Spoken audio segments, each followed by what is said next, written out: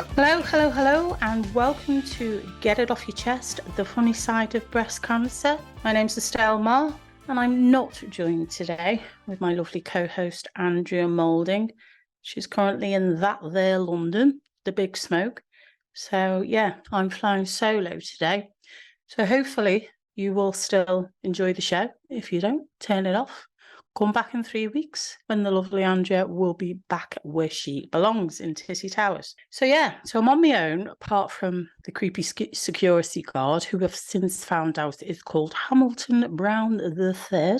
And he's just been trying to keep me company for the last 2 hours, telling me all about his findings on Ancestry.com. Don't know if you guys have ever done it. It's that website where you find out all kinds, don't you? And I've been doing it recently and found out I've got about 5,000 relatives and what have you. So yeah, he's traced all his ancestors back to, I think it was last week. That was the point I turned off anyway. And he comes from a long line of time wasters. Could have told him that and saved him £99. But there you go. He will no doubt be back on the scene in a couple of hours, or an hour or 20 minutes. Who knows how long this show's going to go on for.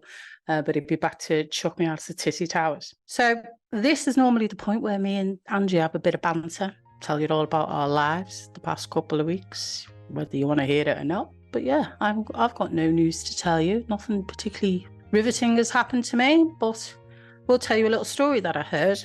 So those who know me well will know I have a producer friend who is, he's quite high profile, should we say. Well, he's not high profile, but he deals with high profile films. And he was telling me about a film that he was working on where they had a cancer victim was part of the role. It was a very small role, but it was a cancer victim, and the scene called for that person to die. The actress that was cast was actually suffering from breast cancer and was mid-chemo. Now, this director apparently was not very friendly, should we say, with the cast. He just didn't really get involved with them. I believe that's quite common with some directors, and this was one of them. So that, on top of an actress who didn't really want people to know that she had cancer. So she comes onto the scene, apparently, comes onto the set, does the scene, and apparently the director gave her a round of applause because of how wonderful it was. But not only that, he was congratulating her on saying it was the best impression he'd ever seen of somebody with cancer. And he wanted to see who the makeup artist was as well, to basically give her a pass on the back, because apparently she looked that incredible, or that sick, whichever way you want to look at it. So apparently the actress did not disclose that she did actually have cancer. But yeah, the director did subsequently find out, but yeah, that's a funny story. Well, I thought it was funny anyway. So on today's show, we have another guest from the UK. We've been begging for them, and then, two come along at once, really, because we had Holly the other week from Wrexham, didn't we? So we've got another one today, and her name is Sonia. And she's going to join us now in Tissy Towers. So hi, welcome to the show. Unfortunately, I haven't got my podcast partner with me today, the lovely Andrea, but I'm sure me and you will be able to entertain all our thousands of listeners out there with your lovely stories. So how are you anyway? You okay? Yeah, I'm not bad, thank you. Where are you from? I'm in London. Oh, you're in London, fab. So so I always like to start off by asking, just for our listeners out there, just very briefly, what kind of cancer you had, your treatment, and where you are now, really? So I was diagnosed in 2015 with triple negative breast cancer in my left breast, and I'd found the lump myself. And I had one lump in my breast and one lump in my armpit. And I had treatment for nearly a year. So I had 6 months of chemotherapy, and then I had surgery, sentinel lymph node removal, at that time a lumpectomy. And then I had 12 weeks of radiotherapy. When was this? 2015. I had my mastectomies were actually after that. So they were around 2019 and 2020. And the reason for that was that I had implant, and in the after the radiotherapy, the breast, I started developing a lot of infection, and I chose a flat closure mastectomy, long story short. Yeah. And then 14 months later, I had the other breast removed for symmetry. 3 years later, I'm covered in the most awesome tattoos. I love it when you see girls on Instagram and they've got all these vines and roses and they just look I'm covered in stunning. them. All right, let's have a little look. She's giving me a little show here. Yeah, so it's literally left wrist over to left shoulder, all the way across my chest and down to right thigh. Yeah, like a very long sash, and they're all beautiful, aren't they? They are. They're really, and that was actually why I decided, that was what made me choose the flat closure. I was like, right, okay, I'm going to go with that, and I'm going to replace boobs with tattoos, and they're just stunningly beautiful. I love them, absolutely love them, and flash my chest far more than when I have boobs. It's like, I wish I'd realised I could do this. Well, I was going to ask that because, you do see men walking around, and they haven't got their, they've got nothing really up there, have they? No. Unless they're like, 50 years old and they're like a lot of Newcastle brown ale, and that's a different story. Exactly. But, I still think that people have that weirdness, don't they? That even if you've had your breasts removed, that a woman can't do it. Have you tried that at all? I mean, I was on TV earlier this year, running around in my knickers, talking. I mean, I'm not exaggerating. There's another.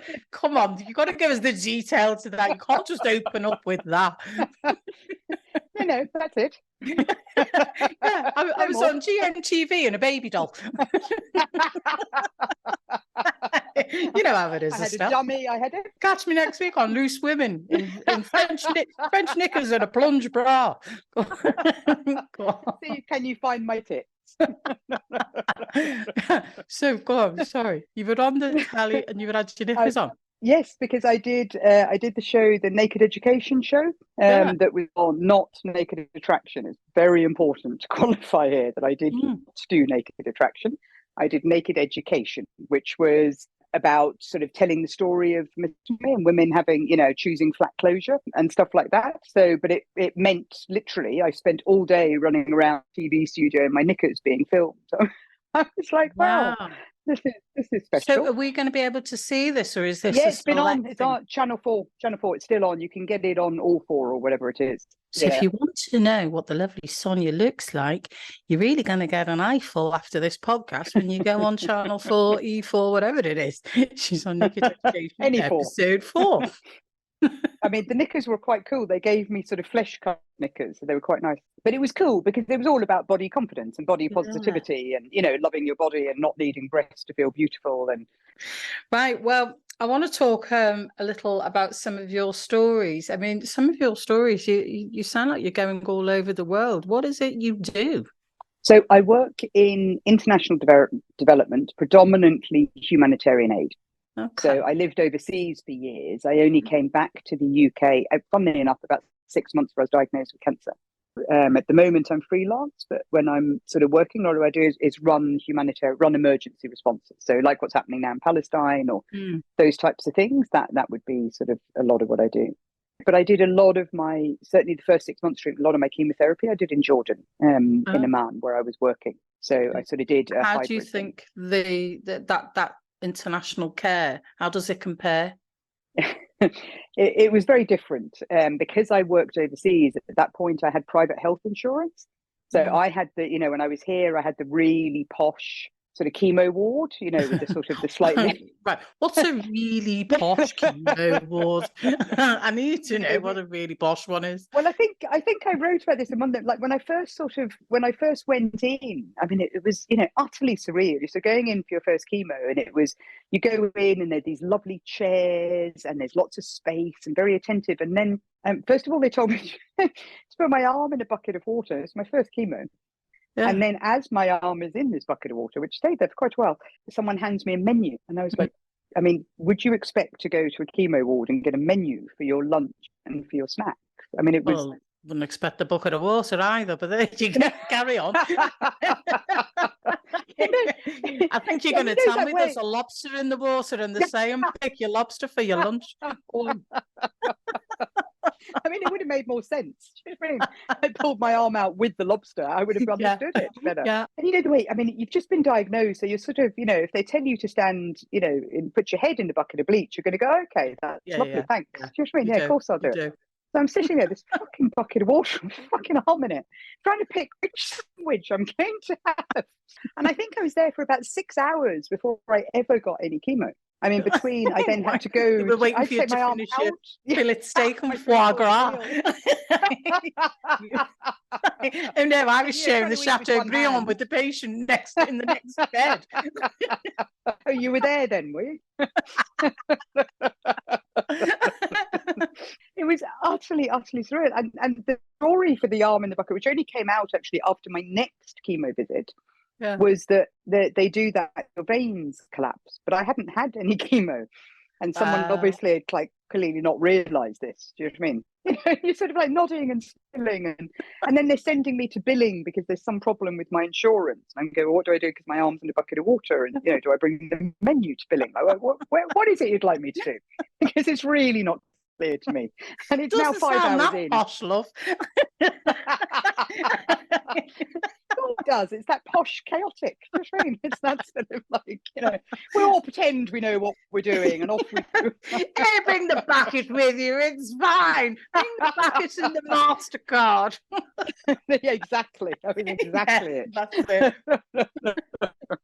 Is this the ward where they asked you about the sandwich? So the lady who brought me the menu, she was just this lovely. So because I was only there for some of my chemos because I was in Amman for the others. But she remembered me. So what they give you this when I was on Taxol, which is the second round of chemo, and they give you this shit ton of antihistamines because there's a high risk of an allergic reaction. Yeah. So, I mean, I loved it because I was completely stoned. Like, they'd give you all of these antihistamines, and I'd be, I was going to say off my tits, but a bit late for that. You were a bit of a junkie. Totally. I'd be like, I guess I love this chemo. It's awesome. Sure, I must need more of it. And the lovely, lovely woman who, I mean, we were best mates at this point, comes along and says, would you like a crap sandwich? And I was like, I think I'd like a nice one, actually, if you don't mind. If that's all you've got. Like, I didn't quite know how to answer her. And the nurse, the second nurse, and my friend in unison said, crab, Sonia. Would you like a crab sandwich? I remember after my operation, they turned around to me and they said, what would you like? And I went, I would just like one piece of toast, really well done. And they went, okay. And they brought me back 2 Weetabix and warm bread. I was like, well, I'd hate to have seen the lightly done toast, because that's not well done. It was as pale as, the patient's over there's arse, and I've seen it because the back of the gown flapped open. But yeah, you just go, okay, yeah, I'll eat that. Just glad to be fed in the NHS. That's brilliant. So, what would you say? I mean, you do sound like a person who you've used humour to help you, get through it all. What would you say was your high, funniest story where you just thought, this is just nuts now? There was one where I'd just been diagnosed. I just sort of got a treatment plan. I was in Amman. Nobody knew. So I was running this like big response. So I'd had this kind of quite big team and nobody knew what was going on. And then there was one guy who worked so there's something called mental health and psychosocial. Lovely, lovely man. So I thought, I've got to tell somebody because I need to find a doctor here. So I told him, and he was very sweet, and, found an oncologist who, came highly recommended. And this guy's Jordanian. So it was all great. And I mean, all of that. And then we go along and we go meet this doctor. And he and I, so this lovely man's name is Ahmed, didn't know each other. I mean, I knew him like 2 weeks. We weren't close at all. Yeah. So he and I both walk into this doctor's surgery, and the doctor looked uncannily like the ISIS leader. Like uncannily like him. And are you like that going, oh, well, I don't know whether to take me chances with cancer now? Well, I was kind of, I mean, the joke of like, if I had to have a mastectomy, it'd be one sort of, one swipe with the machete and it'd be gone. Yeah. I kind of, it would all be done. So then we're sitting there and we're sort of recovering from this. Then I have to go and be examined. But the nurse told me not to take my clothes off. So and Ahmed's still in the room, and I'm behind this kind of screen, and we're all really uncomfortable at this point, thinking A, he's an ISIS leader, B, I've got to go and take my clothes off, but apparently I don't have to take my clothes off. Then I had this sort of vision that the nurse was going to hold the doctor's hand and sort of feel my breast, and it was going to be by osmosis. It's like trying to figure this all out, because it would be against their religion for him. I was like, I don't know what to do. There was no buckets of water, however, but there was, that did eventually come in, and then he did do an exam. Then he came out, and I'm sitting with Ahmed again, and I had breast implants pre-cancer. Yeah. So I had enhanced boobs. I've had every boobs. I've had small boobs, big boobs, one boob, no boobs. I mean, I've done the gamut of boobs. You've done the erect. So then he comes out and he starts talking at length about the implant. And I'm there with my work colleague, who is Jordanian, who's very sweet, but quite conservative. And this very is happily Ahmed. married, but else. This is Ahmed, who's sitting there, and I'm going, oh, fucking shut up about the implants. Could you please shut the fuck up? I don't know this. And so I sort of looked at him at one point, and I said, look, just maybe we could have this discussion when it's just you and me, to the doctor. Because at this point, Ahmed's going bright red. And he's sort of sitting, of course, he's sitting there. And then the doctor said, are you not husband and wife? Oh, for God's sake. He says, no, we just met in the waiting room, actually.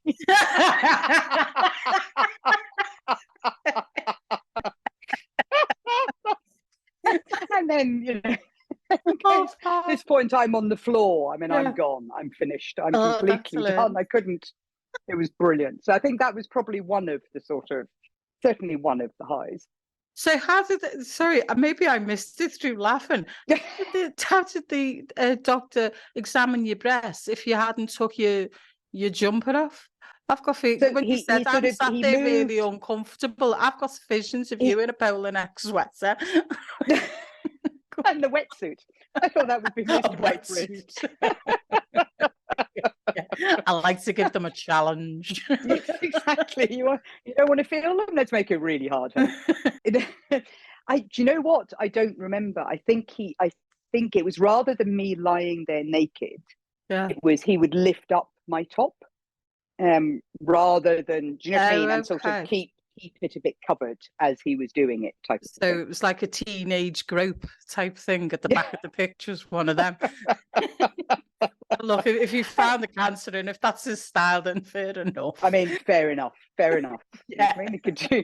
Once he wasn't arriving with a machete, I was down for whatever he was going to do. Can you imagine? It was all a bit surreal because, like I said, work, it was full on. And then nobody knew in the team, so I kept having to disappear to go and have like a CT scan, or do you know what I mean, these types of things, and take off. At that point I had a lot of piercings, which I've given up on at this point, but in my mind I was like, okay, I mean, number one, I had to provide for the kids, but number two, I was like, if I can do this and have cancer, I will smash it. Do you know what I mean? If I can do this, I will manage anything. Were I to do it all over again, that's not how I would do it, just to qualify, but that was my thinking. But if you did, you'd probably find it easier because you've got you've got the mental strength now. Yes, getting through cancer is not about the physical strength, really. It's not about the mental strength. That's the challenge, isn't it? To wake up every day and think, guys, I've got to do this again today, whatever the again is, even just to get to the end of the day. And your whole life has been turned upside down. I mean, everything has been. And I waited. I mean, after my diagnosis, I waited 2 months, nearly 3 months before I did anything. Very deliberately. I said, I need to process this. I need to really sort of decide. And quite honestly, prepared to die. I mean, that's what I did. Because I was like, okay, if that's my biggest fear, which it is leaving my kids behind. If I prepare to die, then I can prepare to live. Yeah. I actually really admire that. Yeah, you just actually brought back a memory for me, and I probably won't put it in the show, but I had a day where I needed to process death, and I wrote out all my funeral, what I wanted, who I wanted to carry in the coffin, and I put it all on the notes on my phone, and it took me all day to write. I was very, very, very pissed by the end of it because I drank all the way through it, but it was there and it was done. But you're right, and I've never I've never thought about it until you said that. I just thought it was Yeah, a little weird thing I did. But yeah, it did help process it. And I knew it that I does, doesn't it? probably wasn't going to die, but Yeah. it didn't frighten me once I put it all down. I felt better going, right, I've got that out my system. If anything happens, I know it's Mhm. there. It's not going to happen, but I feel better knowing that it is. Yeah, You're right. yeah. It's a quite a macabre thing to do, but yet it brings you pleasure's not the But word. it's not. Brings you It's a not. bit of You've just been peace. diagnosed with a Yeah. life-threatening, there is a reality that, yes, Yeah. okay, the treatments are brilliant, they're fantastic, but there's a reality. There's people who don't make it. There's Yeah. many people Yeah. who don't make it. So I think, being able to face that, that's, and the way you did it, I did in different ways, is hugely important. Yeah. And I Yeah. think a lot of people sort of go diving straight into treatment. And, I mean, I personally, I can't stand this sort of battling cancer bullshit sort of terminology. I mean, I can't abide it personally. Appreciating whatever works for anybody. But they I kind of go hate headlong. you're a warrior. I hate that. You're a breast That cancer implies a warrior. And like, choice. I've got no Yeah, fucking choice. no, Do exactly. you know what I mean? But also, cancer doesn't choose. There was a great quote, I saw, cancer doesn't choose who lives or dies based on how hard they battled. I mean, that's not what it's about. But yeah, there was Yeah. a lot of terms and labels applied when I had it, and oh, it used to drive me absolutely insane. Oh, you're doing so wonderfully well. If it was me, I wouldn't be able to cope. You're like, Oh, Jesus. I have mean, you had yeah, that fuck one? right off. Like, well, what would Really you fuck do? right off. What would you Yeah, do I then? mean, exactly. Just Exactly. you had cancer. What are you going to do? Lie down and hope somebody brings you a bit of nightmares and you'll get over it? No, Yeah. you've got to go to the hospital. That won't be able to It's cope. no You've got no choice. freaking choice. No, it's this, you're brave, you're this, you're that. Going, no. There is no other options. This is not something, Uh, and it's kind of like, I mean, no, bizarre. And when I was bald and people on the bus and people, would give you that sympathetic, and I mean, I used to want to punch them. I oh, literally used to want to punch them. I was like, no, no pity, thank you. yeah. Getting all very deep here, aren't we? I know, yeah, it's a bit deep and meaningful. It's I supposed to be took a my funny clothes off. podcast. That didn't make any difference. Do you know what I mean? I was trying to lighten it up by stripping. It didn't work. I don't know what else to do. It's my default these days. You can edit it out, but I'll probably leave some of this in because it is interesting, and I'm sure there's a lot of listeners who will relate to that. But yeah, I want to find out. So we're just going to completely go back to the fun element, should we say? What's all this about your wax? You had a wax. Come on, because you just said before something about you were in Jordan. This happened in Jordan, didn't it? No, the waxing Oh. happened in Lebanon. Excellent. Silly. Would you? So because I was working regionally, so this was, I think it was, so it must have been because my hair started falling after my second chemo. So I think it was in the gap of being diagnosed but not having started treatment. I think it was in that, period of time. And I was organizing, I'd just taken on this new contract and I was organizing this big conference call across about 4 different time zones, which, I mean, on a good day, I struggle with. I've got this complete blank in my mind about time zones. I'm incredibly stupid about it. I cannot register it. So anyway, I'm organizing this, and there's like the CEO, and there's the vice president of programs. It's American organizations. They love all of these big titles, and there's all of. I know, yeah. Like, okay, Even the admin assistants has a card that's like oh yeah, totally. It's the 5 vice miles president long. of admin. Yeah, exactly. I mean, there's something. So I popped downstairs as you do to get your bikini wax. And I was like, okay, great. I'll get my whatever. I'll get my waxing done. So I'm in a hotel. I go downstairs. I've got my phone with me. And when I say bikini, we're talking Hollywood. So I'm there with sort of, legs splayed. They've got the hot wax all over me. The woman, I mean, a lot of Lebanese people speak 3 languages. She spoke 2, which was French and Arabic, not English. And I don't. My French is appalling, and so is my Arabic. So we didn't have a huge amount of sort of communication going, which is fine. I don't need to talk to someone when they're staring at my fanny. I was We're just all going to good. say, is this like a bad scene from Give Us a Clue with Lionel Blair? Yeah, I mean, trying to tell you to put your legs akimbo. I mean, I was good. I was good with that. I could deal with that. But then I hear the Skype ringtone on my phone, and I was like, oh, so that's weird. Who's who's calling me on Skype? At the moment. So I look at it, and I'd got the time zones wrong. And the call that I'd organized with like these people in different parts of the US, different parts of the Middle East was starting. It was fucking starting. I'm there with my legs splayed, covered in wax. This woman's head sort of buried somewhere between my legs, trying to remove some of the wax. And it's a video call. It's a fucking video call coming on. I'm like, you know, it's rare that I panic, but I really did in those moments of going, I think I'm going to cry. I don't know what to do with this. So I answer it on, you know, holding it like incredibly close to my face. I can't. I'm terrified they're going to see something else. So I answer it on video, like, and I think they could probably see up my nostrils, you know, and that was about everything to see. And I did that. I was like, oh, thank you everyone for joining. You know, this is fantastic. This is great. Thank you so much. You know, rip going on. I was just going to say, can you hear this in the background? Yeah. No, we've got this in the background going. And she's a bit bemused as to why I'm on the phone while she's doing this.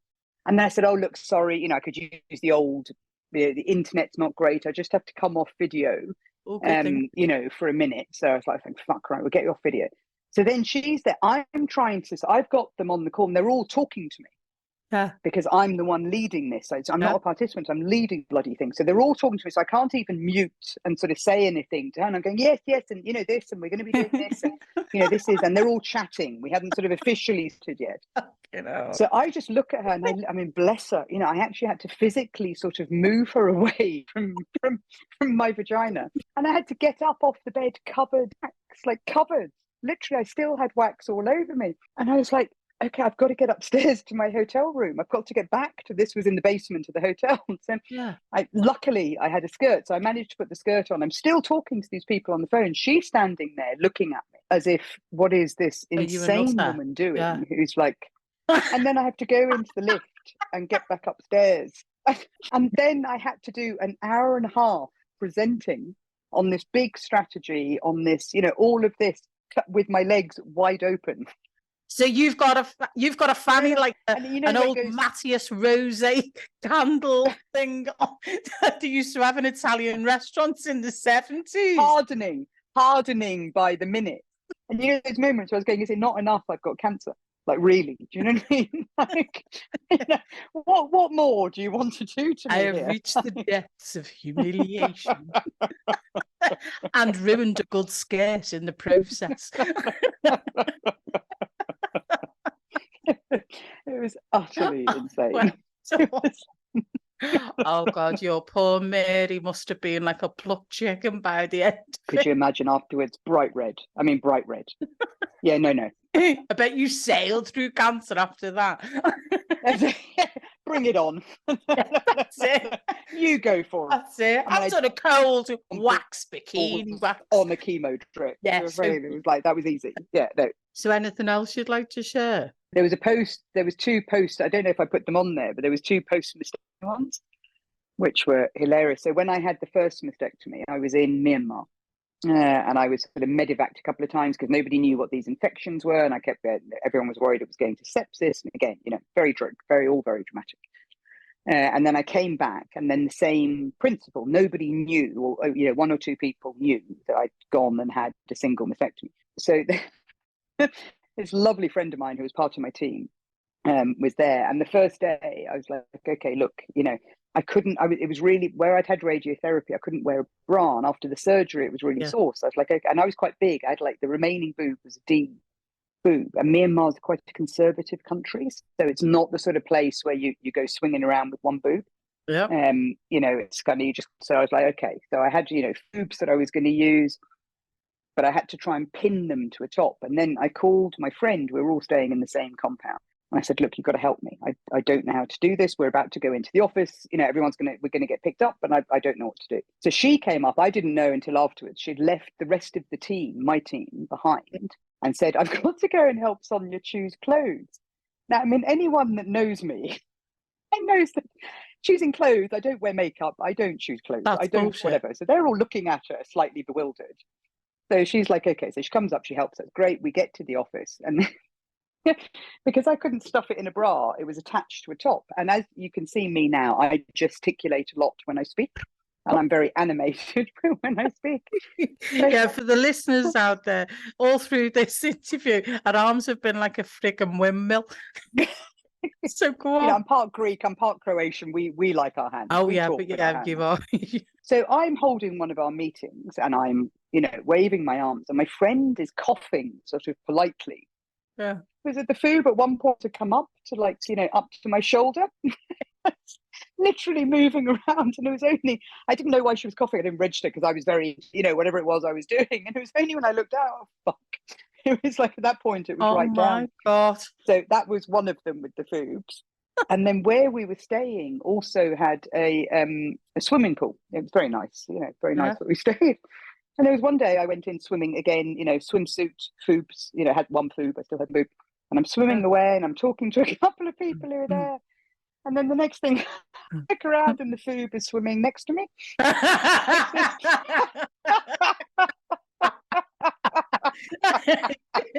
Compete with me for a batch. No, but I had to tell them at that point. Yeah. By the way, we've had stories where people have been, dancing, and then the next thing they see it on the dance floor, and they're dancing around it on the dance floor like it's a little clutch bag. Like 2 years ago, and all put the bags in the middle of the floor. We've all been dancing around the false tis as well, to a bit of Leo Sayer. Brilliant. Oh, that's hilarious. Well, Sonia, you've been a wonderful guest, and thank you so much for having me. I love that you do this show. It's absolutely. I was thrilled when I saw it. I was like, "What a fucking brilliant idea! It's such a good idea." Thank you ever so much. We're receiving lots of positive feedback about it. Right, well, lovely to have you, and stay healthy in the future. Thank you so much, and you as well. And thank you so much for having me. Thank you. I'll speak to you soon. Bye. Take care. Bye. Bye. So that was Sonia Zambakides. She was just an absolutely wonderful guest. I was just made up that we had somebody who was so interesting, and I was on my own because most of the time she was doing all the talking. I've got a feeling that Sonia will be back on a future show. We were just talking there, just off air, about a particular subject. So I've invited her back. So hopefully she will be back in the new year to talk about some other experiences that she's had that we haven't covered in this podcast. So I think, she's going to be fun. So anyway, Hamilton Brown III is giving me the evil eyes, which means I need to close this down because he needs to shut up Titty Towers. So if you want to contact us, we're at stories@tittytowers.com. You can find us on Facebook. You can find us on Instagram. You can come on as a guest, or if you just want to write in and tell us your story, we will happily tell it on your behalf. But until then, so in 3 weeks' time, when my beautiful partner will be back, until then, stay healthy. Bye.